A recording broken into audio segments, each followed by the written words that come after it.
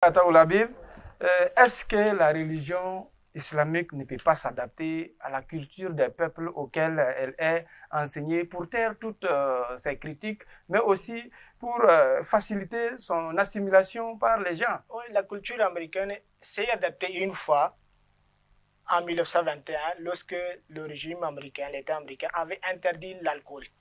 En Amérique, l'alcool était interdit en 1921. Ok. Pendant quelques années. Mais devant l'exigence des peuples, ils n'ont pas pu résister.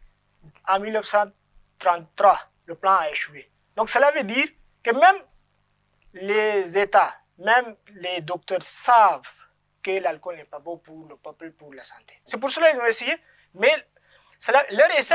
Comme ils n'ont pas pu. Ils n'ont pas pu, voilà. C'est ça que je veux dire. Aujourd'hui, la religion ne doit pas donc prendre ces aspects. Mais ils n'ont pas pu. Oui, ils n'ont pas pu. Mais est-ce qu'il y a quelqu'un qui a pu? C'est ça que je vais vous donner l'exemple. Okay. Voilà, dans l'histoire, il y a eu un miracle. Okay. C'est l'islam qui a produit ce miracle. Lequel? C'est le sang, il s'agit du saint prophète islam. Lorsque je vais vous donner l'exemple. Voyez, malgré tous les moyens, malgré toute la liberté, malgré toute la modernité, malgré toute la conscience, l'apprentissage, la science, l'homme n'a pas pu, comme on a dit, éviter, les Américains n'ont pas pu éviter alors qu'il y avait la volonté. Mais le saint prophète islam, qu'est-ce qu'il a fait? Produit le miracle. Vous voyez, lorsqu'il y avait l'introduction d'alcool, à ce moment-là, certains compagnons étaient en train de boire de bière. Il y avait Hazrat Anas bin Malik qui était en train de servir, Hazrat Ubay bin Kab, Hazrat Abu Talha, Rizwanullahi al-Majma'in, et Hazrat Abu Ubaida. Ces trois-là étaient en train, Hazrat Anas qui était en train de les servir. Lorsqu'ils étaient en train de boire, ils ont attendu 1 euro.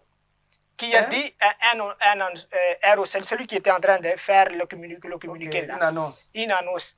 Donc ils ont entendu, l'euro est en train de prononcer qu'à partir d'aujourd'hui, l'alcool, toutes les boissons environnantes sont interdites. Toutes les boissons enivrantes sont interdites. Voilà, ça ils ont entendu seulement.